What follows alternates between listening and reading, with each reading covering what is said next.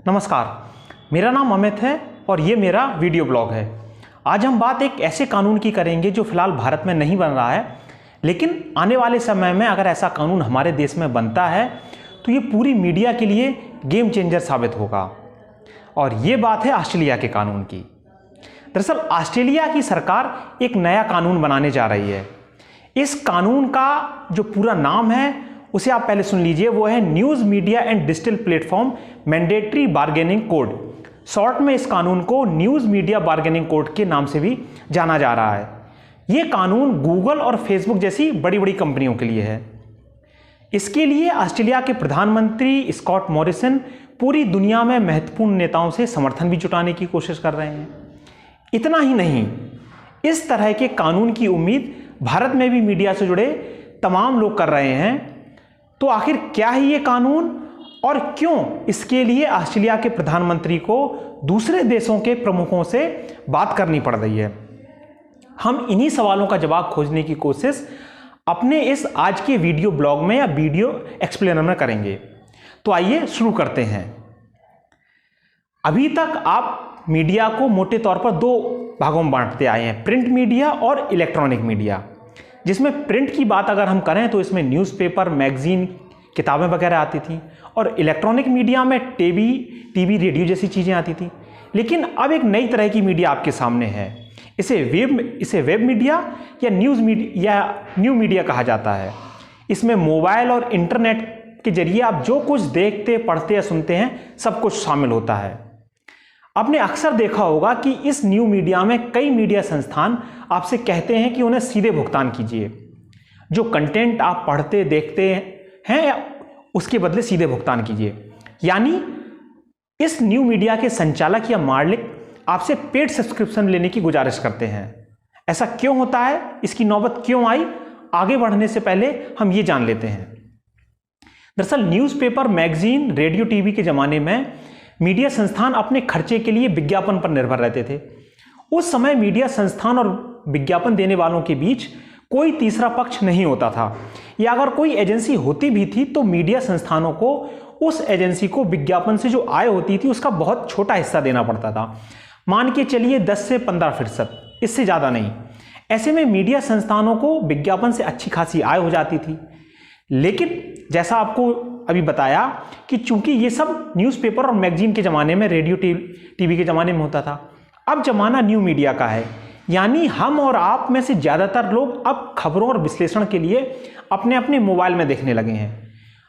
कई घरों में तो न्यूज़पेपर आना बंद हो गए हैं, टीवी देखना भी लोगों ने कम कर दिया है, क्योंकि मैक्सिमम चीज़ें हम और आप मोबाइल पर ही देख लेते हैं, जैसे ये वीडियो। और इस मोबाइल की दुनिया में कई मीडिएटर यानी माध्यम है। ये मीडिएटर कंटेंट की रीच बढ़ाते हैं, यानी आपका लिखा या बोला गया ज़्यादा लोगों तक पहुंचता है इन मीडिएटर के माध्यम से। और आसान भाषा में कहा जाए तो ये बिचौलिए हैं।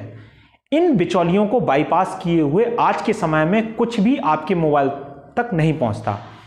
अपनी इसी स्थिति का ये फायदा उठाते हैं और विज्ञापन से जो आय होती है उसका एक बहुत बड़ा हिस्सा अपने पास रख लेते हैं ये लोग, जो मीडिएटर होते हैं। पूरी दुनिया की न्यू मीडिया में गूगल और फेसबुक दो बहुत बड़े खिलाड़ी हैं। इंटरनेट पर आपको जो कुछ भी मिलता है वो इनसे गुजरे बिना आप तक नहीं पहुंचता। इस फील्ड में एक तरह से इनकी मोनोपोली हो रही है। ऐसे में दोनों कंपनियां इनसे मिलने वाली आय का बहुत बड़ा हिस्सा अपने पास रख लेती हैं, और जिसका कंटेंट होता है उसे बहुत कम हिस्सा मिलता है। उदाहरण के तौर पर आप इसे एक ऑस्ट्रेलिया का उदाहरण मैं यहां दे रहा हूं, उससे समझिए। ऑस्ट्रेलिया में डिजिटल प्लेटफॉर्म पर जो विज्ञापन चलते हैं उन पर अगर 100 रुपए का खर्च आ रहा है तो उसमें से 81 से ज़्यादा रुपए अकेले गूगल और फेसबुक द्वारा रख लिए जा रहे हैं, और सिर्फ 19 रुपए से कम दूसरे भागीदारों को मिलते हैं। देखिए कितना बड़ा इम्बैलेंस है। ऑस्ट्रेलिया का उदाहरण इसलिए क्योंकि कानून अभी ऑस्ट्रेलिया में बन रहा है। तो इस तरह मीडिया ऑर्गेनाइजेशन को इसमें बहुत छोटा हिस्सा मिलता है, बहुत कम हिस्सा मिलता है। भारत में भी यही स्थिति है। द प्रिंट के मालिक हैं शेखर गुप्ता, वरिष्ठ पत्रकार। वो इस छोटी सी रकम को चिल्लर कहते हैं। खैर, जबकि सही मायनों में मीडिया ऑर्गेनाइजेशन ही इस पूरे खेल में सबसे प्रमुख खिलाड़ी होते हैं, क्योंकि वे ही कंटेंट जनरेट करते हैं, क्रिएट करते हैं। और अगर कंटेंट ही नहीं होगा तो गूगल और फेसबुक दिखाएंगे क्या? इसीलिए वे चाहते हैं कि इन डिजिटल प्लेटफॉर्म पर जो भी विज्ञापन दिखाए जाएं उनका ठीक से बंटवारा होना चाहिए। ऑस्ट्रेलिया का नया कानून यही काम करने जा रहा है। गूगल और फेसबुक जैसे प्लेटफॉर्म अभी तक सिर्फ अपने हिसाब से इस इनकम को बांटते आए हैं। इस कानून के बाद सब कुछ पहले से तय हो जाएगा। मीडिया संस्थानों की आय भी इससे बढ़ जाएगी, क्योंकि पहले से वो ज़्यादा बार्गेन कर पाएंगे। ऑस्ट्रेलिया के इस कानून में यह भी निहित है कि अगर न्यूज़ संस्थान और इन प्लेटफॉर्म्स के बीच कोई समझौता नहीं हो पाता है तो इसके लिए एक आर्बिट्रेशन यानी एक ट्रिब्यूनल की व्यवस्था भी की गई है। अगर प्लेटफॉर्म समझौता नहीं करते हैं तो उन पर जुर्माना भी लगाया जाएगा, जो उनकी आय का एक निश्चित फीसद होगा, एक निश्चित हिस्सा उनको देना पड़ेगा जुर्माने के तौर पर। तो ये तो ही ऑस्ट्रेलिया की बात। अब हम भारत पर आते हैं। भारत में भी इंटरनेट के जरिए मोबाइल पर खबरें देखने पढ़ने की संख्या बहुत तेजी से बढ़ रही है, बहुत तेजी से बढ़ रही है संख्या। इंडियन एक्सप्रेस में एक रिपोर्ट छपी है, फिक्की ईवाई की रिपोर्ट, जिसमें जिक्र किया गया है कि 2020 में भारत में 30 करोड़ लोग न्यूज़ को जो है ऑनलाइन देखते पढ़ते हैं। यह संख्या इंटरनेट इस्तेमाल करने वालों की कुल संख्या के 46% यानी आधी के आसपास है। कितनी बड़ी संख्या आप देखिए। अगर स्मार्टफोन से इसकी तुलना करें तो ये संख्या उसकी 77% है। 28 करोड़ यूनिक विजिटर के साथ भारत दुनिया का दूसरा सबसे बड़ा बाजार है जहां इतनी बड़ी संख्या में लोग ऑनलाइन न्यूज़ देख रहे हैं। चाइना पहले नंबर पर है। अब इतने बड़े बाजार में विज्ञापन पर खर्च कितना आ रहा है वो भी जान लीजिए। तो इसी रिपोर्ट के अनुसार 2019 में लगभग 28,000 करोड़ रुपए ऑनलाइन एड पर खर्च किए गए, जिसमें सालाना 24% की वृद्धि हो रही है। तो इस तरह यह रकम 2022 में 51,000 करोड़ रुपए से पार कर जाएगी। चूंकि भारत में अभी कोई कानून नहीं है तो यहां भी जो कि मीडिया ऑर्गेनाइजेशन है उन्हें गूगल और फेसबुक के एक तरह से रहमो करम पर रहना पड़ता है। वे जितना दे देते हैं उतना रखना पड़ता है। गूगल का एक यूट्यूब तो फिर भी कहता है कि वो 55 और 45 का रेशियो है, जिसमें 55% कंटेंट क्रिएटर को देता है और 45% अपने पास रखता है गूगल। लेकिन फेसबुक तो ऐसा कुछ भी नहीं बताता। यानी अभी की स्थिति में ना तो बाध्यता है और ना ही पारदर्शिता।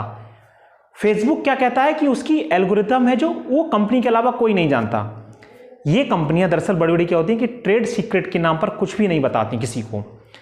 भारत एक बड़ा बाजार है। फेसबुक के यहां 32-33 करोड़ यूजर हैं और इस कमाई को अगर आप ट्विटर की बात करें तो और भी मुश्किल है, वो तो कुछ भी नहीं देता है। हालांकि वो इतनी बड़ी संस्था नहीं है। खैर, ट्विटर भी कमाई करता है लेकिन वो देता कुछ नहीं है। तो मीडिया संस्थान कहते हैं कि जो थोड़ी बहुत रकम गूगल, फेसबुक या इन जैसे प्लेटफॉर्म पर उनको मिलती है वो रकम बहुत छोटी होती है, बहुत कम होती है। तो उस रकम में अच्छी और गंभीर पत्रकारिता करने के लिए पर्याप्त नहीं होती। ऐसे में अगर वर्तमान मॉडल ही जारी रहा तो ये सिर्फ उनको फायदा होगा जो पत्रकारिता के नाम पर जंबो सर्कस चलाते हैं, क्योंकि हिट्स और व्यूअरशिप पाने के लिए आपको ऐसा कंटेंट दिखाया जाता है जो सिर्फ और सिर्फ पाठक और दर्शकों को भ्रमित करता है, उनका समय बर्बाद करता है। यहाँ बताने की ज़रूरत नहीं है कि आप उस कंटेंट को कहाँ देखते हैं, कैसी हेडलाइंस लगाई जाती हैं, कुछ नहीं होता है उनमें। इसीलिए ये समय की मांग है कि गूगल, फेसबुक जैसी बड़ी कंपनियों को कानूनी रूप से बाध्य किया जाए कि वे तार्किक और पारदर्शी ढंग से अपने राजस्व को उसके स्टेक होल्डर के साथ बांटें, यानी कंटेंट क्रिएटर के साथ बांटें बहुत ईमानदारी से। अगर ऑस्ट्रेलिया में ये सफल होता है ये कानून, तो दूसरे देश भी इसे एक उदाहरण के तौर पर लेंगे और फिर ऐसे ही कानून बनने लगेंगे। अब आप ये देखिए कि आखिर एक देश के प्रधानमंत्री को अपने घरेलू मसले पर कानून बनाने के लिए दुनिया के दूसरे देशों की मदद क्यों लेनी पड़ रही है, ये जान लेते हैं। तो दरअसल क्या है कि गूगल, फेसबुक बहुत बड़ी बड़ी कंपनियां हैं। शुरुआत में दोनों कंपनियों ने कानून को ना मानने और ऑस्ट्रेलिया से अपना कारोबार समेटने की धमकी दी थी। आप गौर करें तो पाएंगे कि ये तो देश की संप्रभुता से एक तरह से चुनौती दी जा रही है जब आप कोई घरेलू कानून नहीं मानते हैं। और ऐसा हो भी क्यों ना, क्योंकि दरअसल इन कंपनियों की जो अपनी अपनी संपत्ति वो इतनी ज़्यादा है। इसको आप ऐसे समझिए कि अगर इन दोनों कंपनियों को अलग अलग देश बना दिया जाए तो इनकी अर्थव्यवस्था दुनिया की 20 बड़ी अर्थव्यवस्थाओं में शामिल हो जाएगी। आप इस एक तथ्य से इन कंपनियों की ताकत का अंदाजा लगा सकते हैं। लेकिन अब दोनों कंपनियां ऑस्ट्रेलिया की जब सरकार नहीं झुकी और अंतर्राष्ट्रीय जगत में जो माहौल बन रहा था इन कंपनियों के विरोध में, तो इन कंपनियों ने नरमी दिखाई। गूगल ने तो ऑस्ट्रेलिया में न्यूज़ कंपनियों से समझौते भी करने शुरू कर दिए हैं, और फेसबुक ने भी कुछ दिनों के विरोध के बाद फिर से न्यूज़ कंटेंट को अपने प्लेटफॉर्म पर वापस पब्लिश करना, प्रकाशित करना शुरू कर दिया है। कुछ विरोध किया था लगभग हफ्ते 10 दिन। अब अगर दुनिया के दूसरे हिस्सों की हम बात करें तो यूरोपीय संघ भी इस तरह के कानून लाने की तैयारी कर रहा है। फ्रांस इस मामले में थोड़ा आगे है और वहाँ भी कुछ ऐसे ही कानून आ चुका है। अमेरिका में चाहे लेफ्ट हो, चाहे राइट हो, चाहे प्रो लेफ्ट, सभी एक सुर में मांग कर रहे हैं कि फेसबुक, गूगल, ट्विटर या अमेजन जैसी कंपनियों पर प्रभावी नियंत्रण बहुत जरूरी है, क्योंकि इनकी ताकत बहुत बढ़ रही है। कैपिटल हिल की घटना के बाद ट्विटर ने जिस तरह उस समय के राष्ट्रपति डोनाल्ड ट्रंप को ब्लैकआउट किया, उस घटना ने भी न सिर्फ अमेरिका में बल्कि पूरी दुनिया में इन कंपनियों पर प्रभावी नियंत्रण की सोच को मजबूत किया है। यह एक तरह से लोगों की सत्ता को नकारना था जो कैपिटल हिल के बाद ट्विटर ने किया था। अब सबकी निगाहें भारत पर हैं। उम्मीद की जा रही है कि जल्द ही इस दिशा में कुछ देखने को मिलेगा। इससे न सिर्फ मीडिया संस्थानों को फायदा होगा, बल्कि इन कंपनियों की शक्ति में असीमित नहीं होगी इनकी शक्तियां। इससे लोकतंत्रों में जनता की राय का सम्मान हो पाएगा, और इन सबसे महत्वपूर्ण है कि पाठकों और दर्शकों को भी फायदा होगा, क्योंकि अच्छे संसाधनों के बाद उन्हें अच्छा कंटेंट मिल पाएगा। संसाधनों से संपन्न मीडिया और बेहतर तरीके से जो जिम्मेदार लोग हैं उनसे सवाल कर पाएगी, और इस तरह ऑस्ट्रेलिया का यह कानून पूरी दुनिया की मीडिया के लिए एक गेम चेंजर साबित हो सकता है। भारत में इसकी बहुत बेहद खास ज़रूरत है। तो ये वीडियो आपको कैसा लगा, इसमें दी गई जानकारी आपको कैसी लगी, हमें ज़रूर बताइएगा। आपका फीडबैक हमारे लिए बेहद महत्वपूर्ण है। विदा।